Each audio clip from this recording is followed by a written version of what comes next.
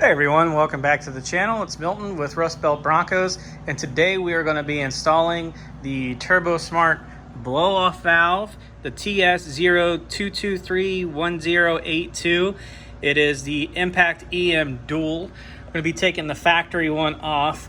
We are going to be doing some additional performance mods to this engine and to this build, but the first thing we're going to do is install the Turbosmart that we got from our friends over at Lethal Performance.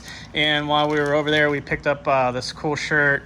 Got some really cool koozies, some different sticker options for the Bronco, and then we got my son's Bronco over here sporting a Lethal sticker on there. But pick up your gear from Lethal Performance if you're over there shopping for your Turbosmart blow-off valve. Let's get into the install. Okay, first things first, we have a small ratchet here with a 4mm socket on it. We're going to take these little clips off. These just slide over. They're very easy to pull off. So you're just going to work your way off of those.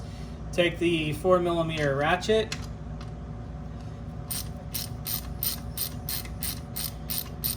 Now there's 3 little bolts you got to pull off. We're going to go ahead and set those over here.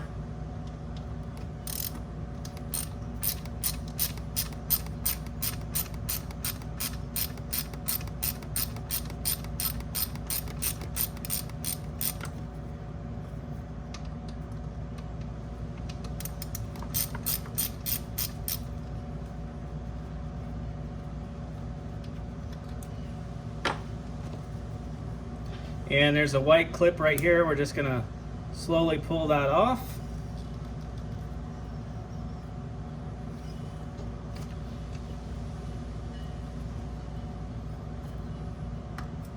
Go. Move that one out of the way. And we're going to get the last one here at the bottom.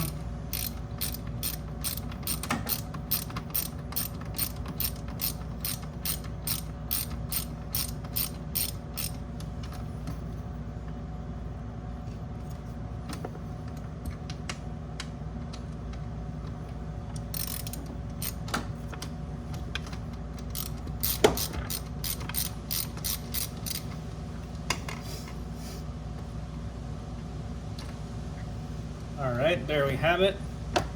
The factory blow-off valve is off. The 3 screws here are removed.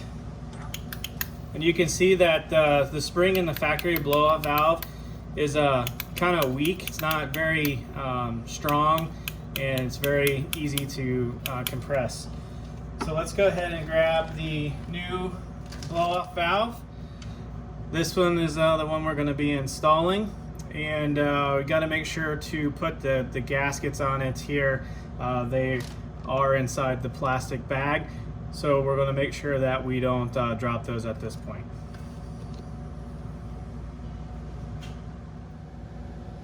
Okay, we got the factory blow-off valve off. Now what we're going to do is get ready for the replacement blow-off valve. There's a collar right here that you got to put on, and the groove goes towards the top of the head of the blow-off valve, and then the Allen head bolts are going to hold this on. So as you can see there, there's nothing holding it on right now. There's that groove, and then you'll make sure that that groove is covering the seal.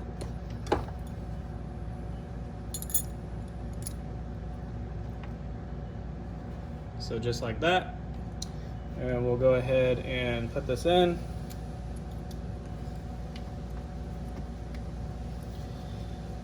We'll give that a rotate, and then we're going to take the Allen bolts that come with the blow-off valve,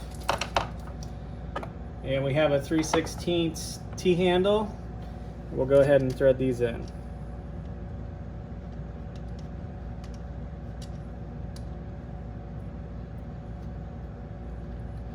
It will be a little bit tight because the thread here has to re-thread into the plastic.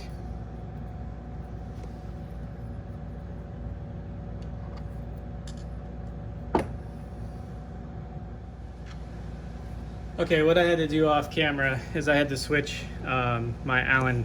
It was a little difficult working with the T-handle just because of the space in the head of the blow-off valve. These T-nuts, or these new Allen nuts, are going to basically re-thread this hole. This is just plastic. So it's a little firm. Just take your time, go nice and slow. I do have one left here to finish. You can see it's sitting there on that little perch that it comes with, and that has the seal in there. So make sure that when you put that on that you don't drop your seals. And as you can see, if you don't have two hands on it, it just falls out.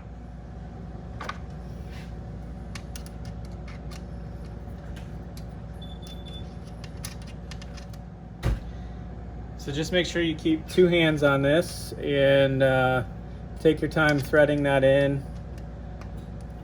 And once this is ran all the way down and you have all three tightened, that will hold the blow-off valve in place.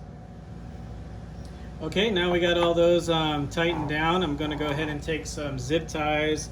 I'm going to connect my wires back to the blow-off valve from the factory harness. And then what I plan on doing is routing my zip ties across this wire here and getting this out of the way.